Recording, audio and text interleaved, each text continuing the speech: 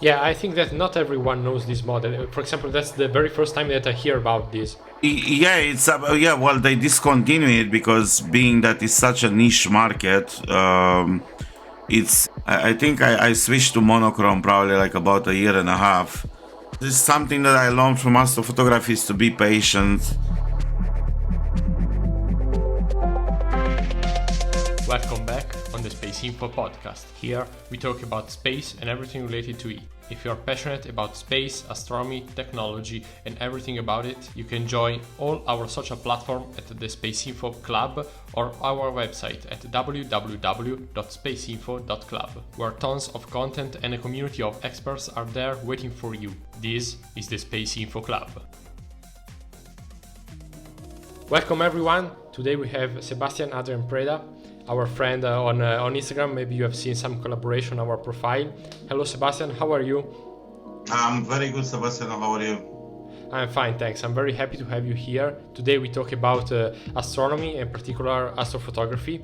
So maybe you'd like to tell us a little about what you do in your life and how did you get such amazing photographs on your profile?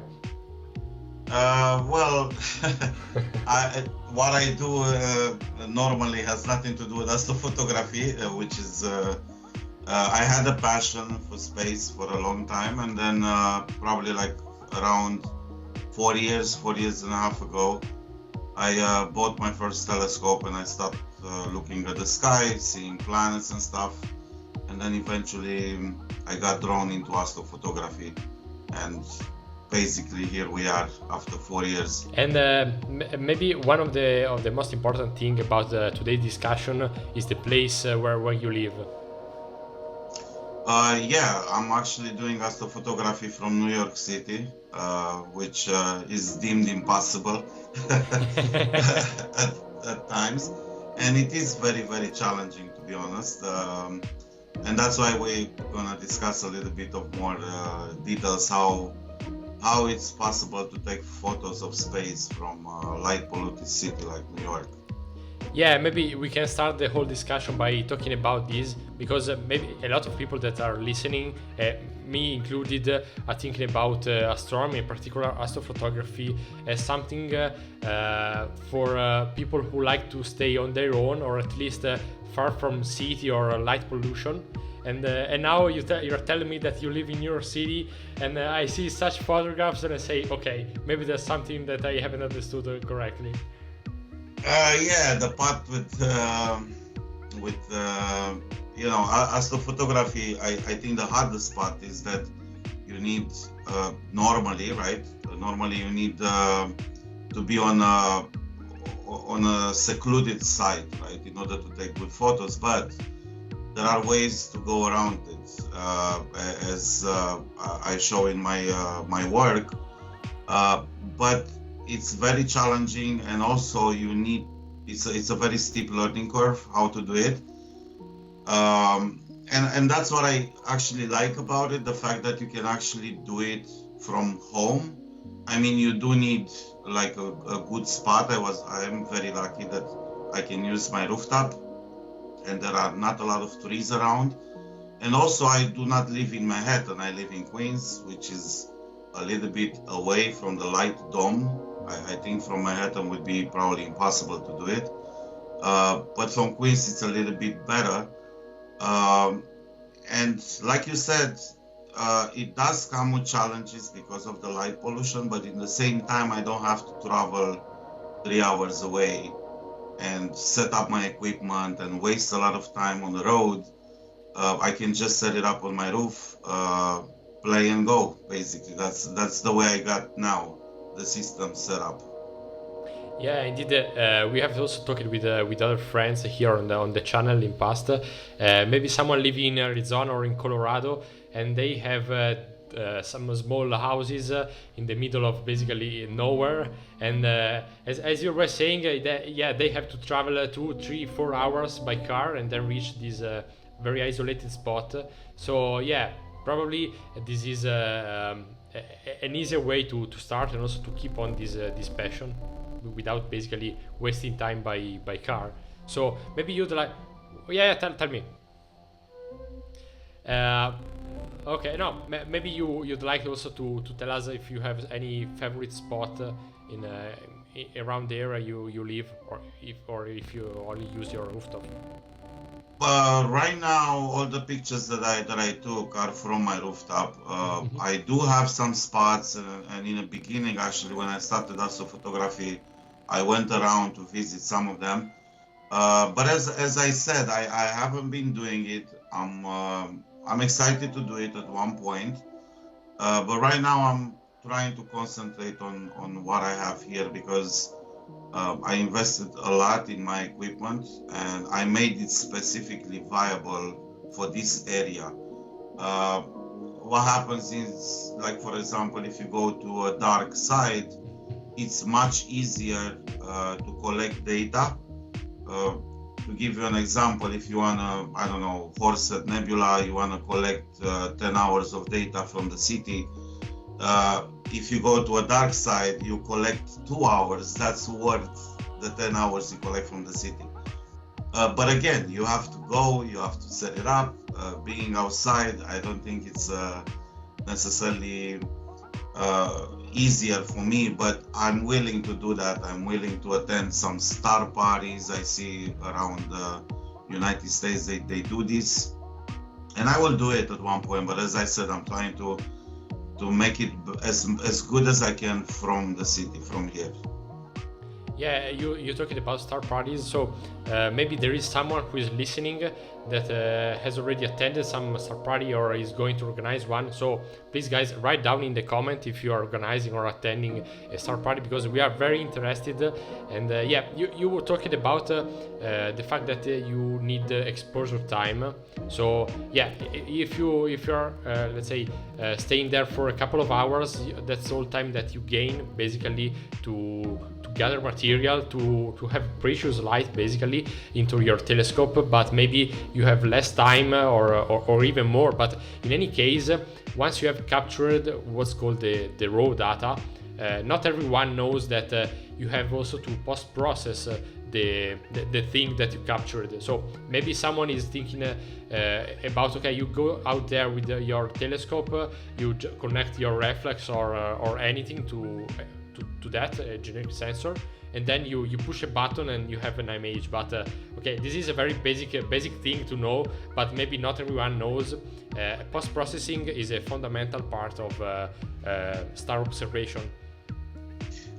Yeah, I would probably say that post-processing kind of saved my hobby in a way, because in the beginning when I was taking pictures of nebulas and galaxies and so forth, my equipment wasn't capable of taking very good pictures, and through post-processing I could bring out the details. I could make something out of the data that I gathered. But it is again, it is a very, I would say it's a steep learning curve. Right now, I see a lot of software that it's getting easier and easier. Like for example, PixInsight, which is dedicated astrophotography software, and it's just amazing. They have a lot of tools to help you out, and it's getting easier to work with. And of course, after that, I usually finish the processing in Photoshop. But yeah, it is a misconception. I have people that I show the pictures that I take, and they're like, "Oh, you can see that with the telescope," and I'm like, "Well, it's not that easy, right? It is a process." So,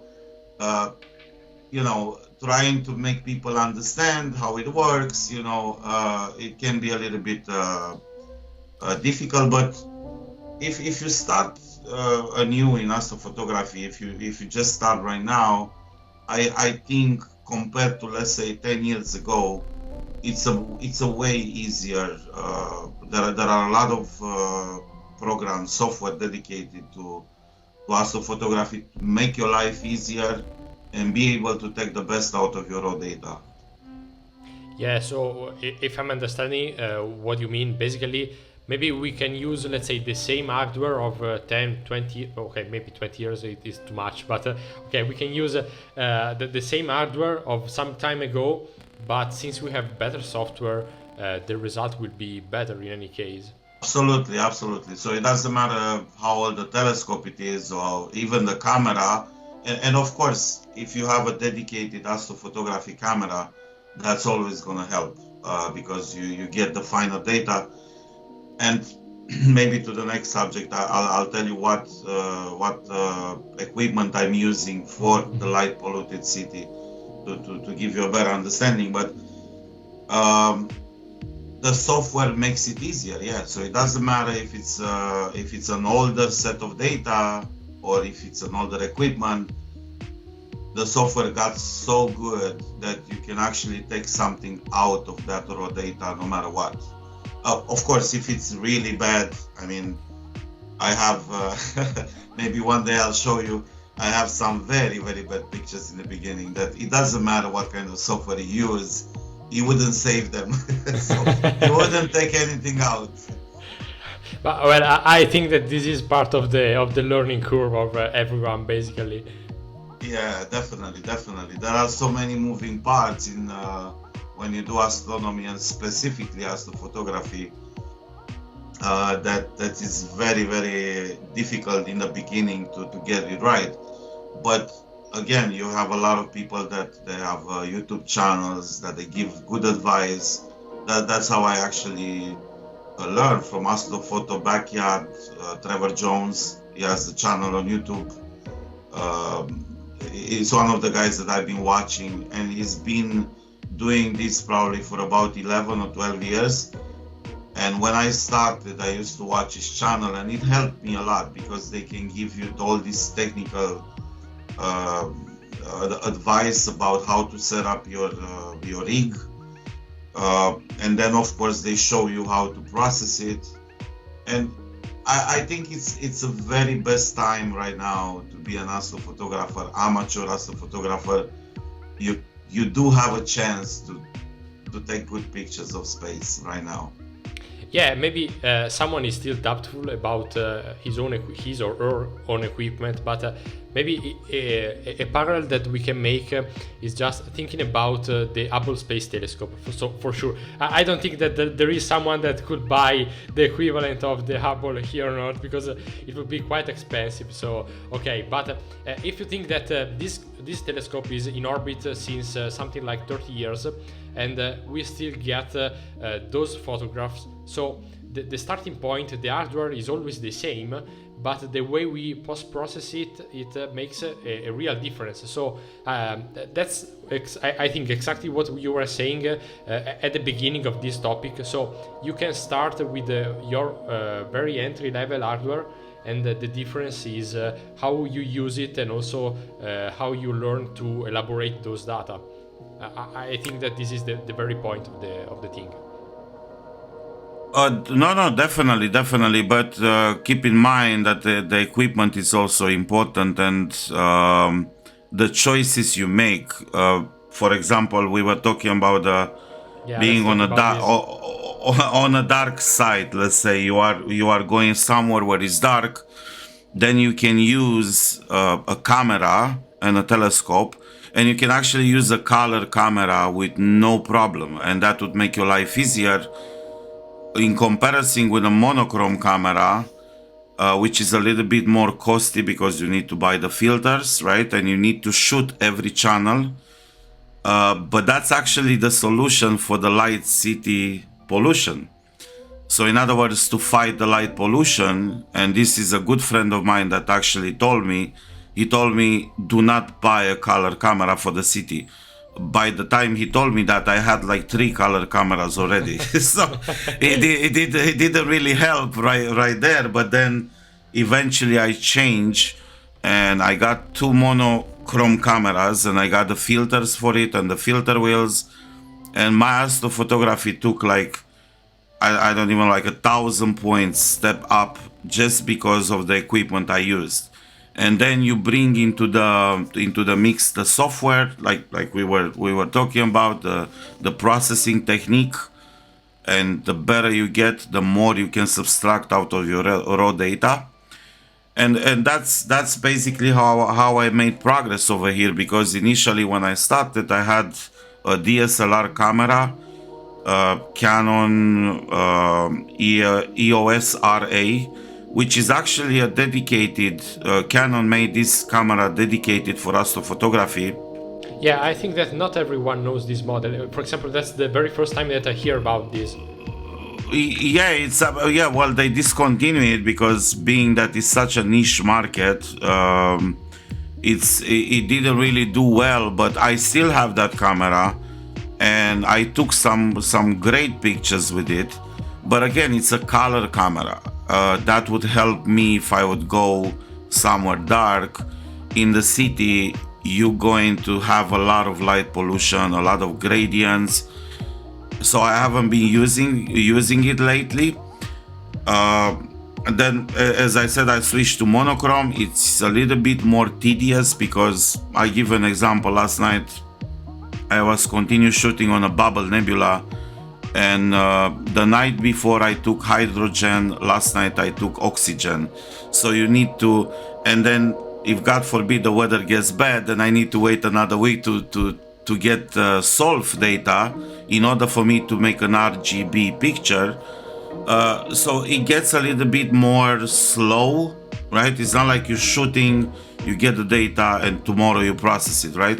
Color camera does that, makes your life easier. But again, you have to find ways, and you have to adapt to the situation you are in. Yeah, I think that this is one of the aspects where the experience and also the capability of the person behind the lens makes the real difference. Yeah, I mean, I'm it's an interesting thing. Like, I even now I don't consider myself in any way extremely professional, let's say, when it comes to this. Even though I learned, compared to 4 years ago, I had no idea about photography, let alone astronomy.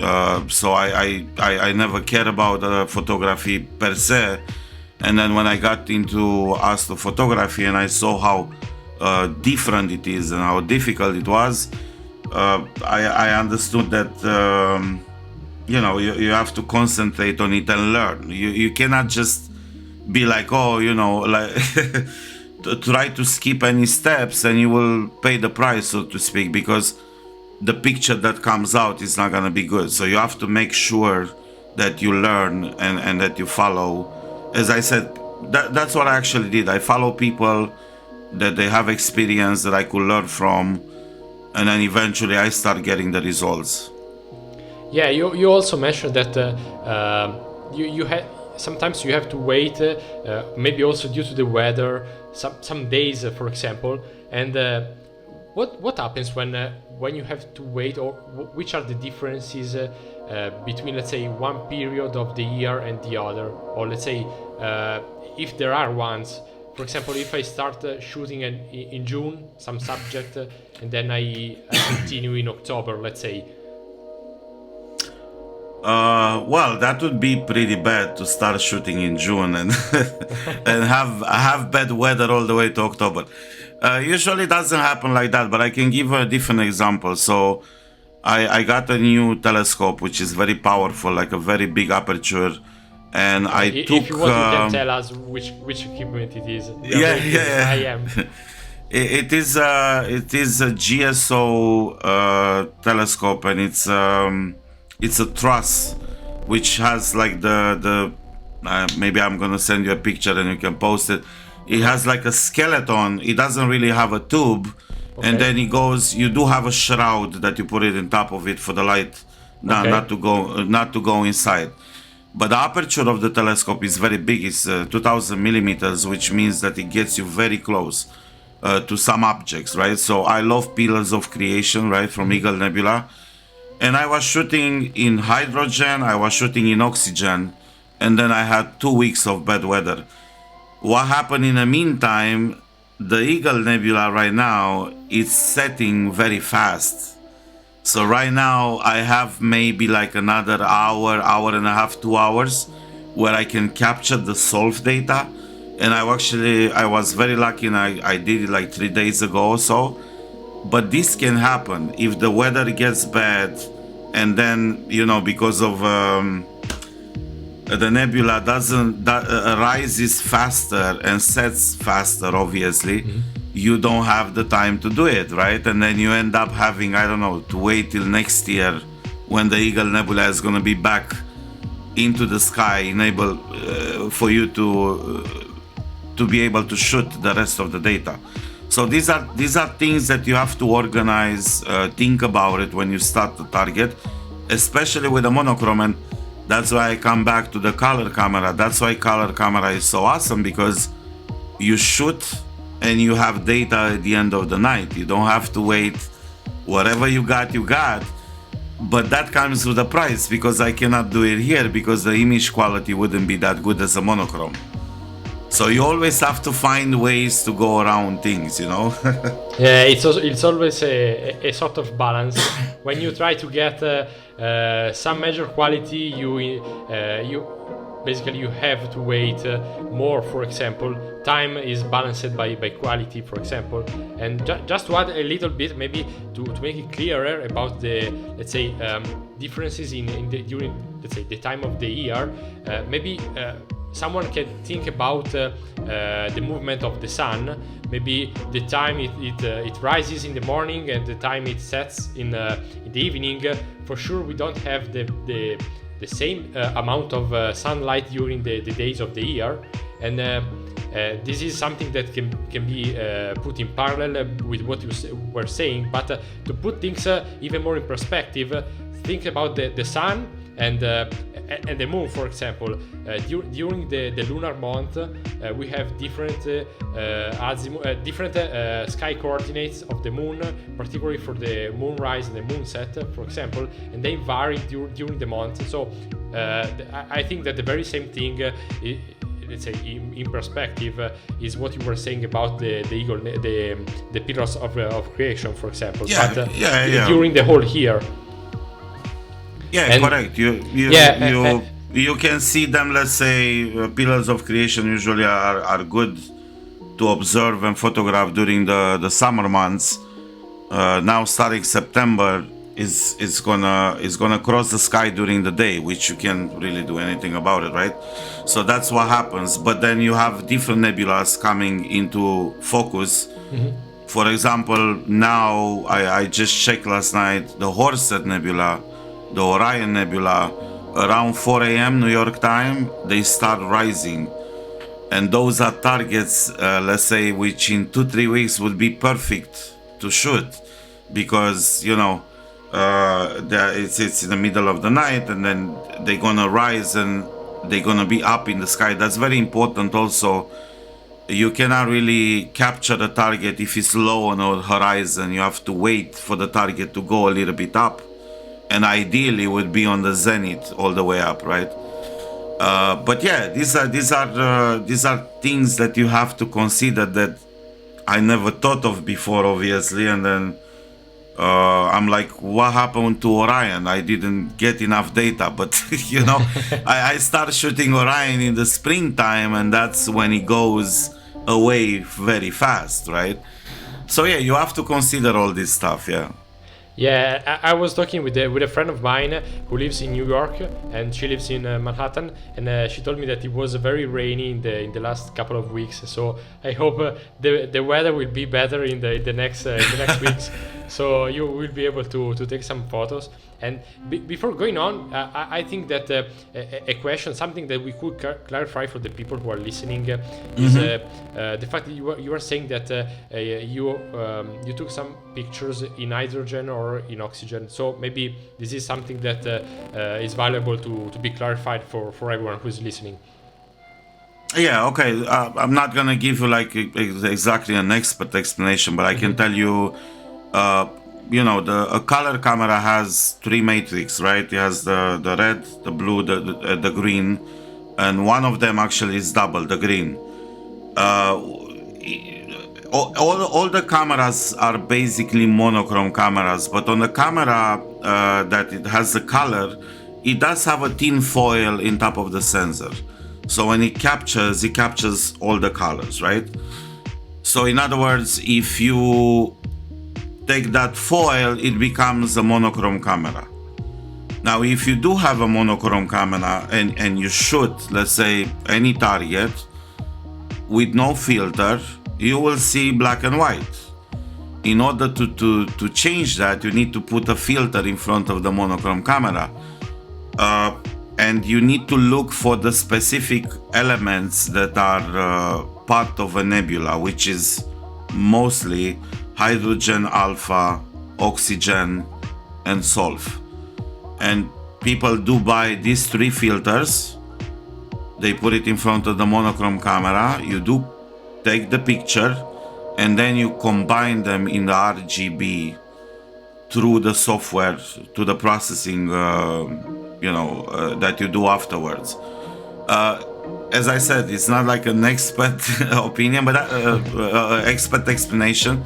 But that's what Hubble does. You were talking about Hubble or the Webb telescope, and the Webb telescope has different light wavelengths of light, many, right?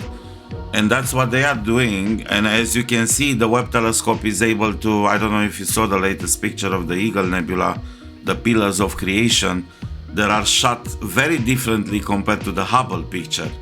That's because they're using different wavelength of light to do it. And that's exactly what it is. But in our case, in amateur world, right, it's hydrogen, oxygen, and sulfur. Those are the basic ones. And if you do combine those, you can combine them different ways, and you get different.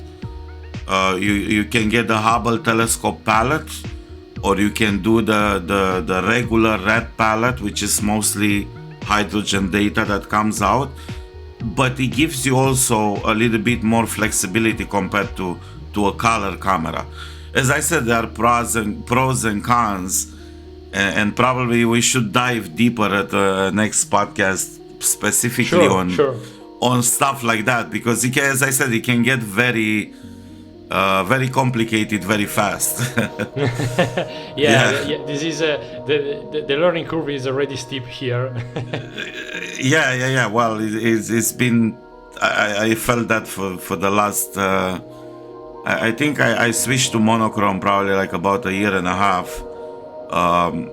And yeah, it's been an interesting thing. I've been reading a lot about it, watching a lot of videos about it, people pros and cons with the monochrome and color.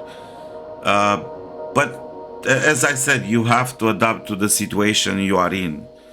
If I would go to Aruba, let's say, and I have like a clear, beautiful sky and no light pollution, I can use a color camera, no problem. It would be perfect. But over here, as I said, you have to find other ways to approach it.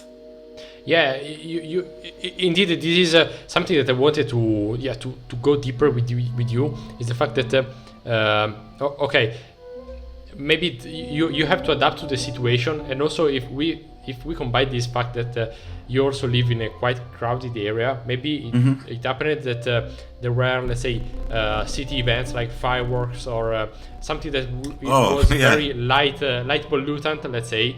And also maybe someone lost this, but you said, okay, you have to take photographs. Well, quality is much better if you take photograph by pointing to the zenith, which is the point on the vertical of the people who are observing, because you are straight, let's say, up in the atmosphere. You have less glow, less influential factors and things like that. So without getting too technical, but there are some things that you have to consider. So what happens if there is a particular amount of light which is polluting the scene, I would say?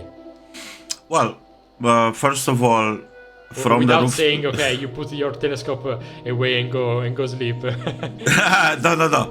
All right, so if it's 4th of July, you can forget about astrophotography, right? That's when fireworks are on. That's not good.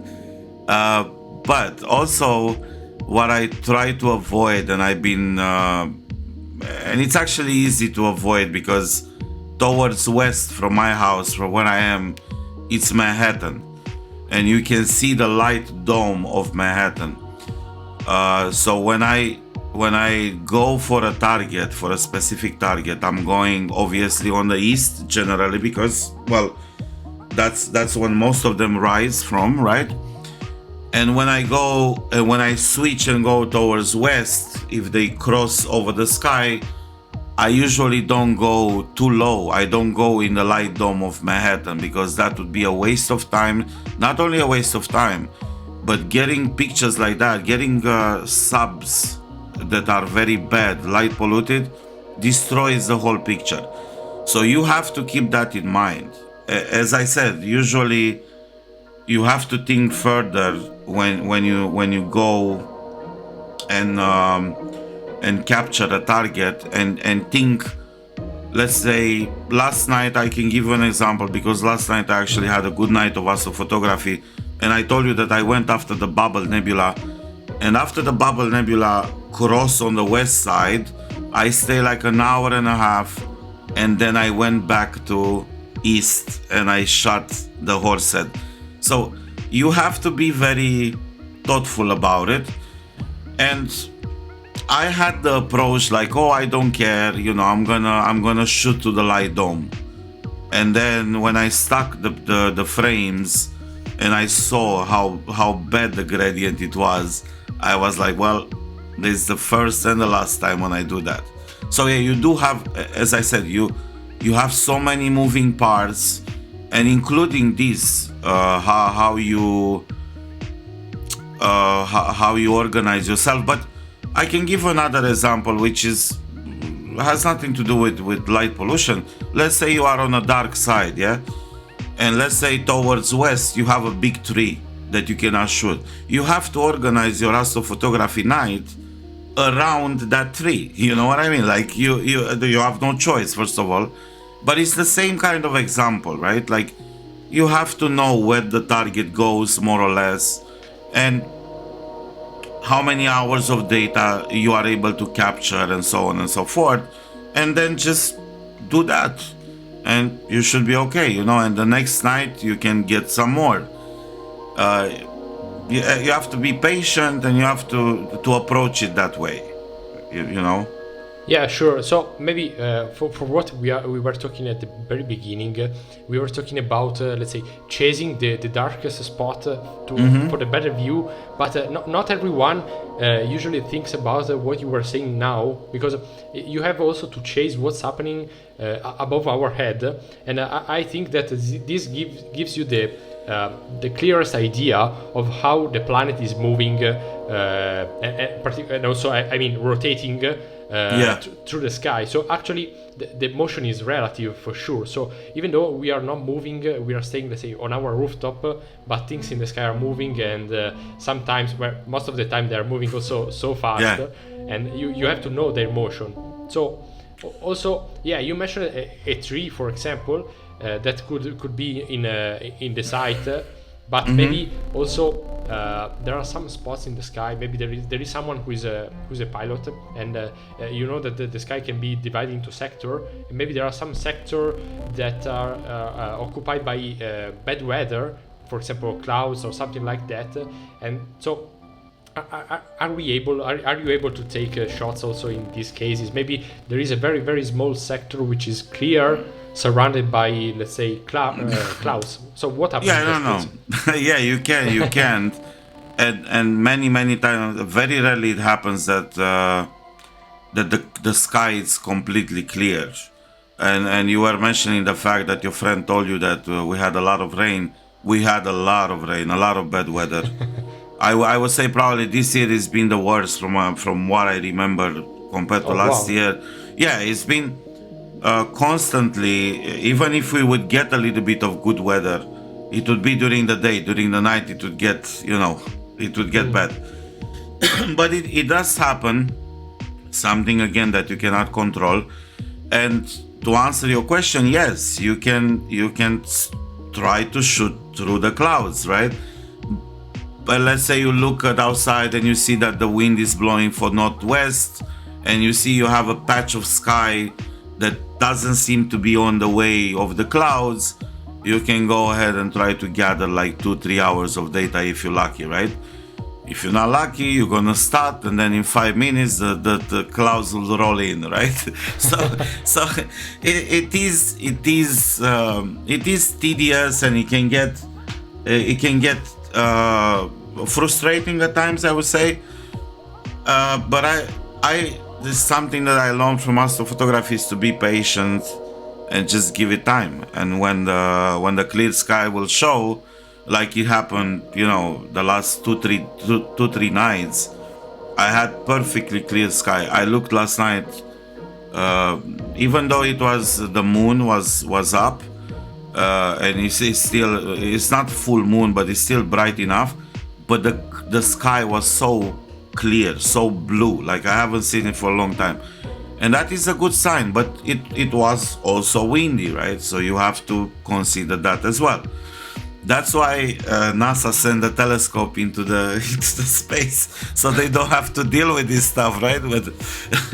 But you have to deal with it. You have, again, it's something that you have to be patient with, and that applies no matter where you go. So this has nothing to do with the fact that it's New York City.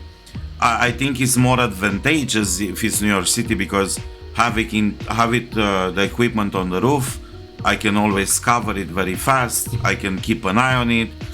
But imagine if you go somewhere dark and you're checking the weather, and the weather's supposed to be good and it's not, then you wasted a lot of time to go there. So it's the risk of the hobby, it's something that the weather, I don't think I've been watching the weather like I've been watching the 4 years ever in my life. I have like 3-4 applications, different ones, some more professional than others, to keep an eye on that. But yeah, it can happen that you travel somewhere and the weather gets bad, and so on and so forth. So you just have to get over it and deal with it. Yeah, but what happens when the ticks that are moving are not, I would say, within the atmosphere, but outside? For example, I'm thinking about eclipses or meteor showers, for example. So does it happen that you had experience with it while astrophotography, or maybe, let's say, trying to take photos of eclipses, for example?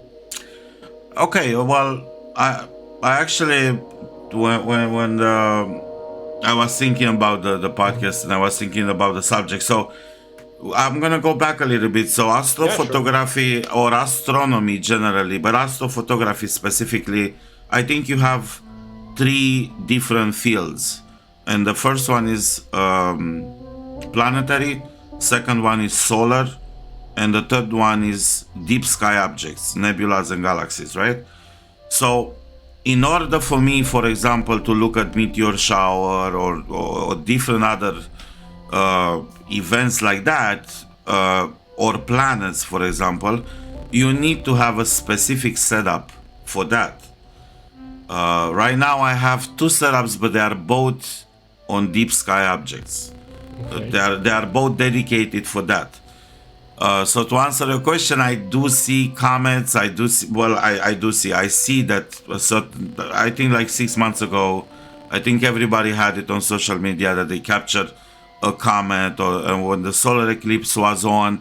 For the solar eclipse, actually, I got a special filter for it, and I tried to do it, but of course it was cloudy, so it didn't matter.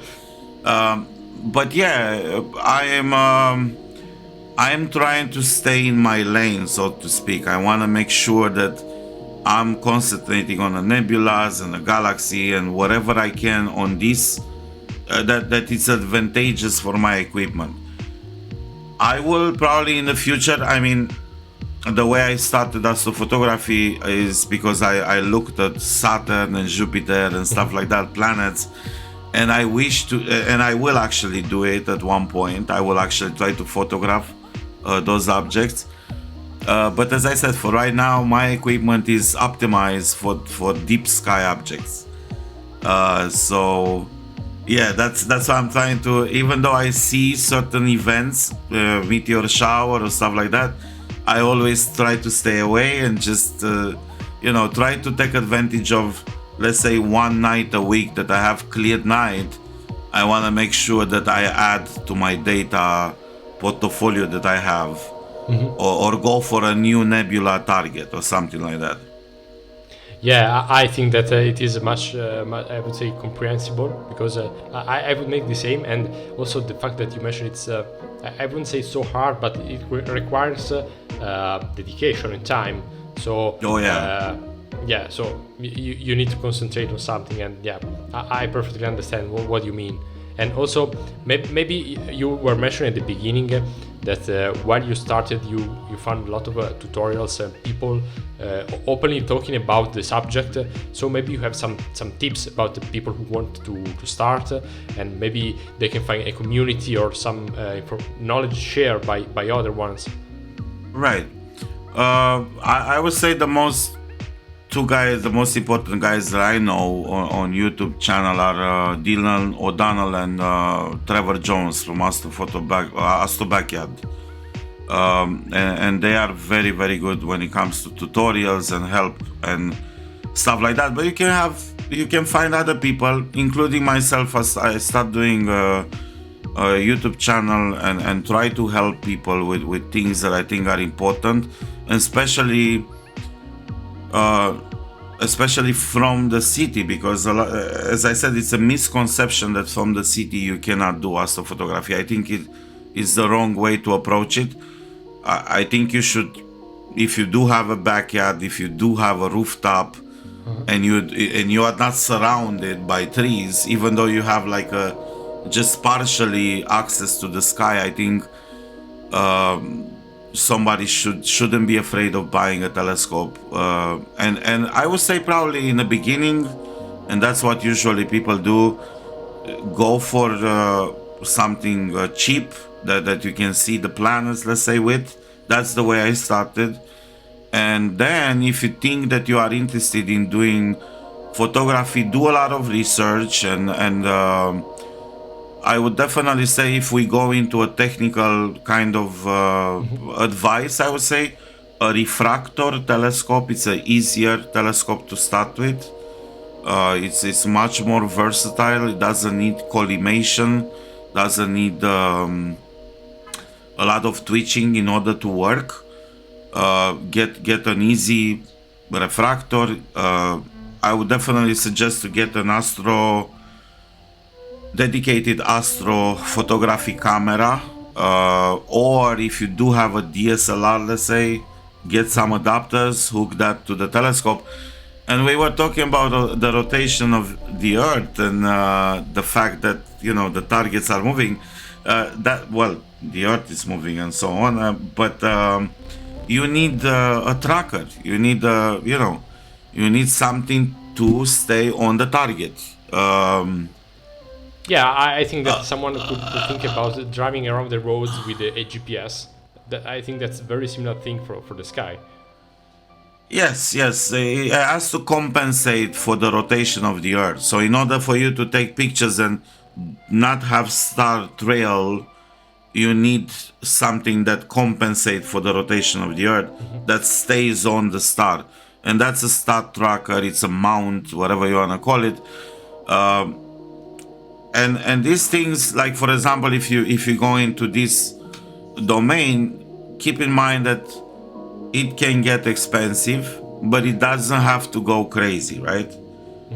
I went crazy, which is fine, but not everybody needs to do that. Not they want to do it or whatever, but you can find, as I said, I think the time to be an astrophotographer, amateur astrophotographer, is now. I think is the best time for us, because you can find decent equipment that you can buy, and you can start doing this thing, not breaking your bank. Just get little by little, start with the small equipment, and then of course, if you love it, if you want to go further, it's a never-ending hole. It's like a black hole, if you want to put it this way. When it come to buying equipment, believe it or not, I saw the other night, like, they selling a telescope which is like $250,000, And I couldn't believe it. I'm like, what the hell? But yeah, it can get extremely expensive, extremely fast. Yeah. Yeah, but if they sell something like that, there is also someone who is buying it. Oh, so. definitely. There are people. I'm sure there are people out there they can afford. If I would become a millionaire at one point, I would definitely buy one of those. have it on the top of my house. Yeah, I think that's amazing. But yeah, you have to, as a beginner, you have to start. You have to start somewhere, and I would say, don't go with the most simple setup in the beginning, because you can get overwhelmed by the whole information. It happened to me and several times, and I was very lucky that I know people that they doing this for a while. I was telling about the YouTube people. I also know E1 Astro. He's amazing at astrophotography. I think he's one of the best amateur astrophotographers. He's been featured by NASA, by European Space Agency. And he's been helping me tremendously. And because I jump a little bit over my capabilities. Like I was telling you about my latest telescope. My latest telescope is like a beast, right? It's like a Dodge Viper, that's gonna flip over at any minute. Everything has to be very, very precise. And then my refractor is like very easy to work with. Once you learn how to use it, it's tracking very easily. The stars are round and nice, and it's much easier to work with. But it doesn't give you the very deep. It doesn't go as close, let's say. I'm gonna send you some pictures for you to see on the Abble Nebula. That's my latest thing that target that I took, and it's such a big difference between the RC and the refractor. And again, if you wanna go with something very complicated, it can overwhelm you very fast, because there are so many things. Like a Newtonian telescope or a RC telescope, you need to collimate. A Newtonian, it's easy collimation. RC, it's a nightmare collimation. So that's why I'm saying you have to pick something simple in the beginning, definitely. Yeah, I would close with this last piece of advice, because I think that's the concentration of the whole discussion for people who would like to start. And so, if you want to tell us how people can find you on the net, maybe it's useful. Yeah, well, you can find me on Instagram at AstroPhotoBobcat, and then on YouTube as well at AstroPhotoBobcat, where I'm posting some tutorials and some interesting videos. Yeah, I appreciate very much the opportunity for this podcast. I really enjoy talking about space, and hopefully we can do this another time as well. Yeah, sure. A big pleasure for me too. And yeah, I hope that people will also enjoy listening, watching the content, and also will find you, because I advise you that it's definitely worth it. So go look for his videos and photos, because they are amazing. And yeah, I hope that we can do it again. And I had a lot of fun. So thank you for being here, and hope to see you again soon. Thanks. All right. Thank you, Sebastian. Take care. Bye.